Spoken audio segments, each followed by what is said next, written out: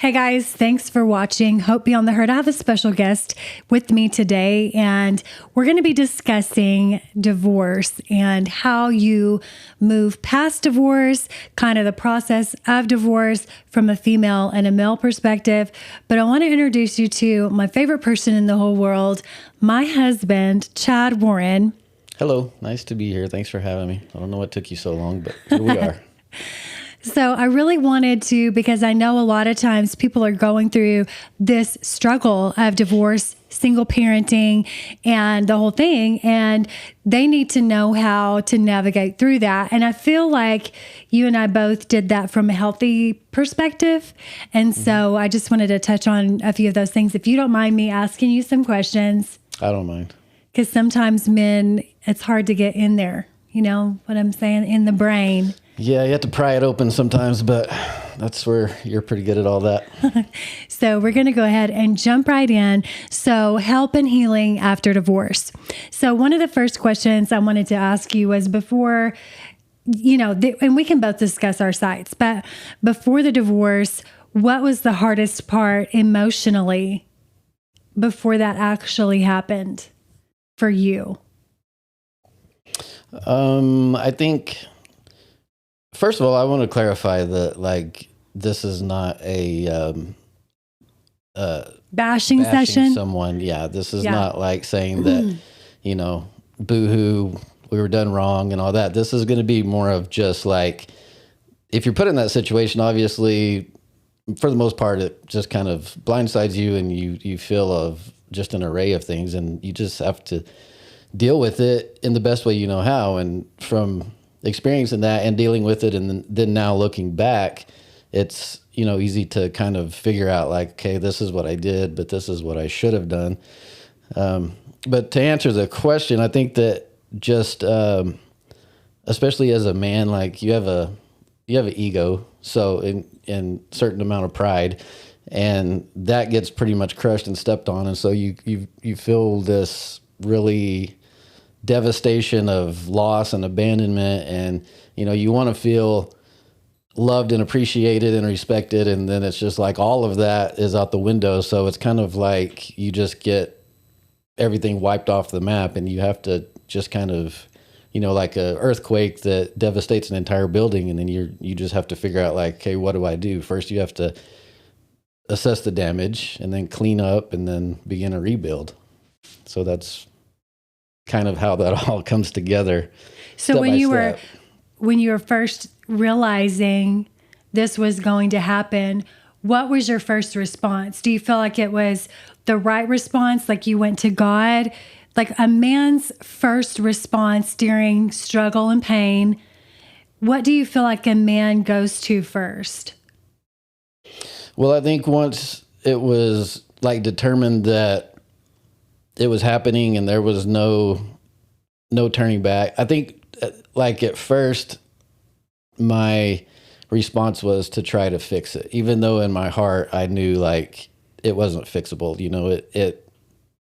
It was, gone, but you still like, again, that pride, you don't want to deal with like everybody finding out that you're going through this, and the ego part of it comes back in.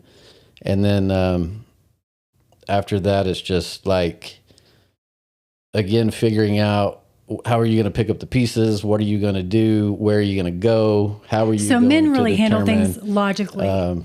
Yes. Like, obviously there's the part that you really don't, like, you kind of shut down because you don't want to call everybody. Like, I think women have the desire to like talk it out with people. You want to call all your girlfriends and that type of thing. And from a man's standpoint, at least for me, it's like you want to go into hiding. You don't want anybody to know what you're going through because you don't want that vulnerability coming out. So when people started to find out, what was your response? Did you have a healthy response to that? And how can you help men that are dealing with this right now? Because I know initially you told me you didn't originally turn to God. Right.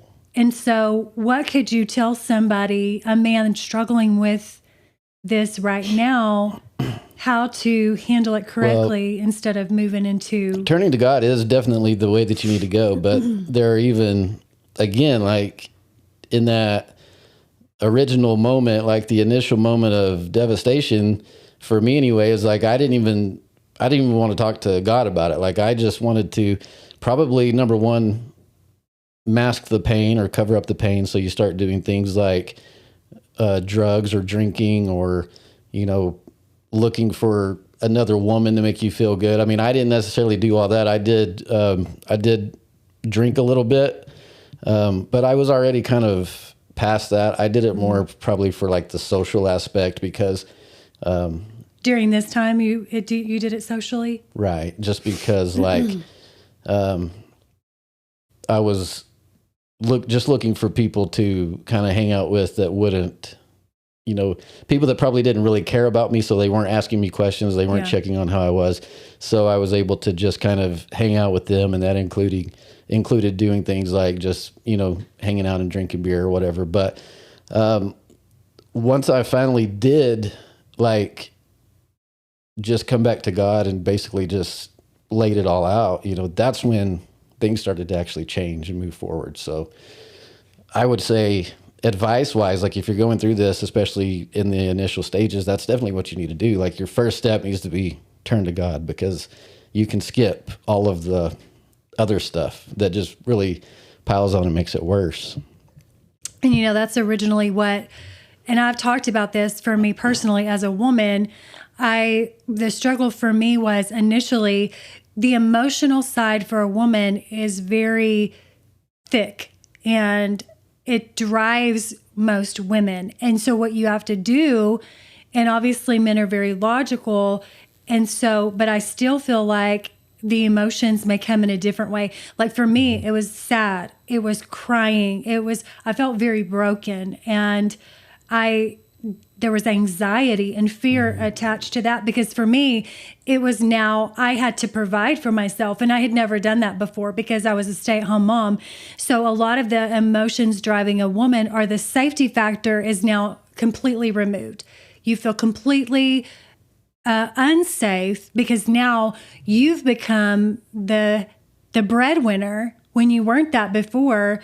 And so emotionally, I did know that I didn't want to mask that pain, because I knew that was only going to complicate things even further. So, for a man, with that being said about women, like what would you have to say with regards to that? Like in comparison to what you were saying? Yeah, I think it's on the opposite side of that, being like, kind of what I said, the rejection part of it, like the pride, because I think like coming from it emotionally, like you were saying, you kind of feel like as a woman, you need the man to provide. And then it's just like, as the man, it's like you have a wife and kids, if you have kids, that like you need to provide for, and you have that, natural emotion in your body that's what you're supposed to do, because that's kind of the calling that God has placed on a man's life. And so you feel, again, just defeated, like you just, lost a battle, basically. Like you've just been rejected, and that's it's a major failure. Just the feeling of loss and grief. Mm-hmm. I mean, I guess you could associate it like a death, like someone close to you dying, like you lost something that's very important to you, and so you have to kind of deal with it in the same manner, I'm assuming. For sure. And I know for me too, it felt as though, because I've talked to women who their spouse has died, and they equate, when they talk to me about their feelings of loss, it's almost like I can identify in some respect, except unfortunately with this situation, with both of us, our spouses removed themselves voluntarily. Mm-hmm. They decided. And adding insult to injury too is that they removed themselves and went with someone else. Right. And so that kind of compounds the issue of the loss and the defeat, because not only are you feeling that, but then you're also like feeling okay, whatever I did, like this other person is now doing that better, apparently, because they're better than me. So you have, that just, I guess, compounded. Well, it's insecurity. It creates an insecurity, I know for me, that I didn't have before. All right, me too. So when you talk about the insecurity for you, because it honestly changed my personality. I felt like I was now where I once was so confident, and I've discussed that before. I never questioned who I was. I was very confident. I could go into any situation, no matter what it was, and I felt like I was going to win. But now, after he walked away, it made me question everything about myself. It made me question my looks, my personality. And I felt like in that moment in time, I shifted from being a very outgoing person to a very isolated person and to a very insecure person. And so how does that look for a man? Same thing. I mean, I, again, lost self-confidence, like you said, and just went into that. The reason that went into hiding was just for that reason, because it was like, instead of meeting friends and hanging out and talking about, the good stuff, it's like now all of a sudden everybody's going to be kind of like, at least you feel like they're all going to be feeling sorry for you and asking you, how are you doing? And it's just things like, you don't want to be in that position, because you don't ever want to feel like you're needy. And of course, the other people on the other side, like, they don't really know what to do either. It's an awkward situation for everyone. So they don't want to just act like nothing happened, because then they would be considered as like not being a good friend or not helpful. But at the same time, like, you don't really want them to ask you either, because you don't want to go into it. It's just kind of like you want to. Yeah, for men, they don't want to go into it, but women do. So for a little bit, at least, women are a little bit more vocal about what they're feeling. And I feel like that's where women can get into trouble, because you talk too much about it and you make the problem so much bigger. And for men, you don't know how to talk about it, so you withdraw even more. And the wound is, you're seething on the inside because there's no healing to take place, because you don't even know where to start. I think men, because they don't know how to deal with emotion, and you can correct me if I'm wrong, because you don't know how to deal with emotion, you pull back even further and you find yourself in this sinking hole, because you get more and more depressed, which causes men, I feel like, to turn to try to find other women to fix it. Right. You just want whatever can make you feel good in the moment, because you're dealing with pain that you don't know how to, you can't just put a Band-Aid on it and it goes away. So you look for whatever you can find, whether that's another, a one night stand with a woman, or getting drunk or getting high, or whatever it may be. So that's kind of how you mask that. But obviously that's not the healthy way. And like I said, that's when I realized, like, when I finally kind of, after probably 6 months, maybe not even that long, but like kind of ran that gamut and realized like none of this is working. And of course I knew the whole time, like, I had a great relationship with God before that ever happened. But in that time, like I said, I just ran and hid. But when I realized, like, that's what I need, and I just went back, like, obviously God was right there, and it was like immediately, like, I literally felt like a breath come into me, and it was like the emptiness just like, filled up. It was great. So did it take, when did that happen? Was it like an experience with you privately, or did you go back to church and you found that there? No, it was obviously like privately, like it was when I was at the lowest of the low. And unfortunately, that's how it is most of the time, especially with men, I think, is it's kind of like you just go to God as your last resort, and it shouldn't be that way. But again, that's how it was with me too. So I understand that's how that goes. But do you feel like it's because you were trying to fix it yourself, and you thought, well, I'll just fix it? You didn't, it wasn't like you were trying to push yourself away from God. You just thought, I'll just fix this on my own. Right. I was never mad at God. I mean, like I said, I had the relationship with him before, so I already knew the character of God. Like I knew God wasn't in control of any of that. Like that wasn't anything that I pushed away from God because I was mad at him. I just, again, I really don't even know. I just, again, was, I guess, trying to fix it myself, trying to just kind of cover everything up and thinking that after a little bit of time, it would go away. And I mean, there were good days and bad days, of course, but probably the bad days outweighed the good days. And so finally, like I said, once I made the determination, like, number one, this is my life now, this is going forward. And so I have the option to either make the best of it or just keep living in this pit. So obviously I made the choice to make the best of it. I had the kids, which I knew, like, they need me in their life regardless. They're not, at fault for any of this. So I have to be there for them.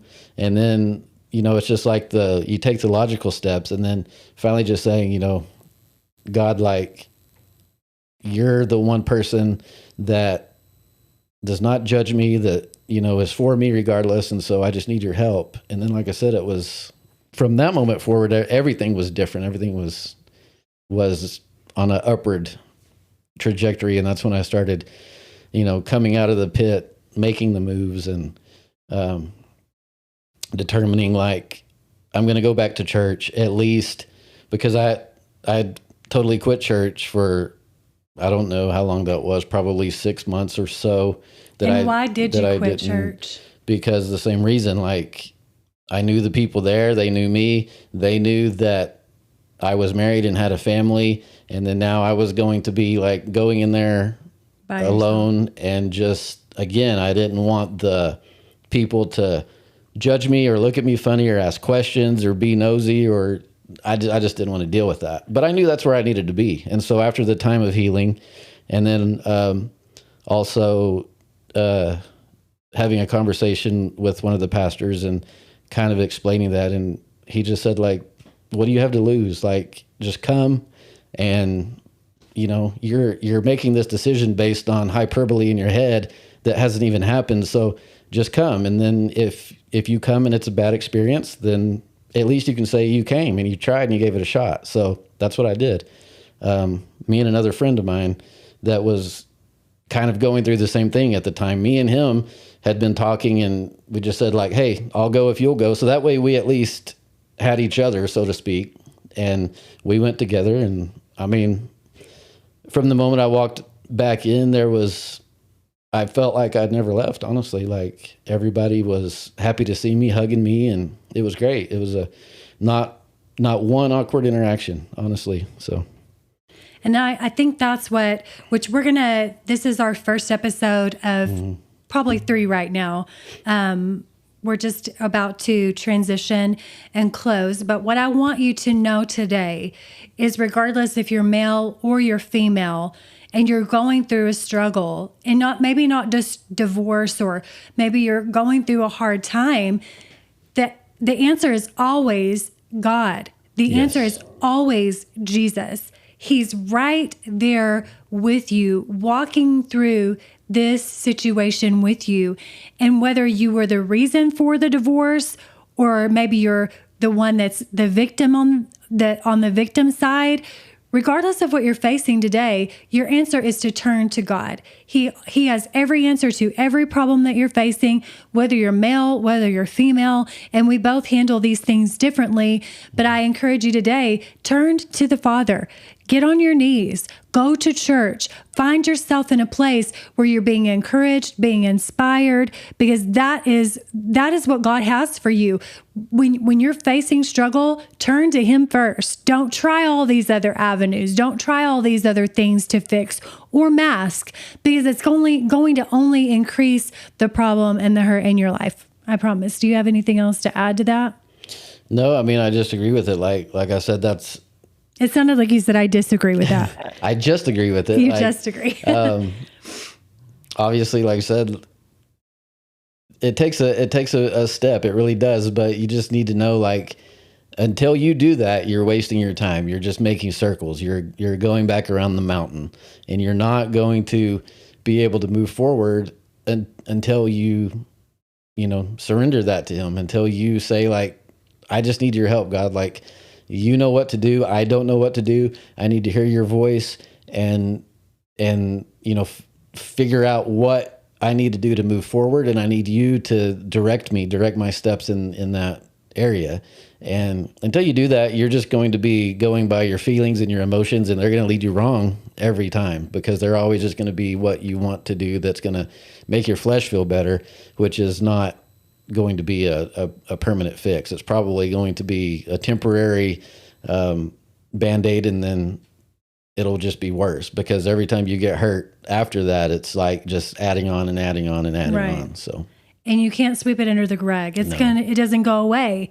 You have to deal with your problems. And so that's going to be our next episode. So I want you to continue watching Hope Beyond the Hurt, because that's the whole purpose of this podcast, is to help you understand that there is hope beyond what you're dealing with today. That's what the word talks about, that Jesus came to heal the brokenhearted, and not just to heal the brokenhearted, but it says to bind up their wounds, to show you the way out. And so that's what we're going to do. We're going to continue talking about this topic of really struggle, even beyond divorce, really hurt maybe that you're dealing with from an affair or whatever the case may be.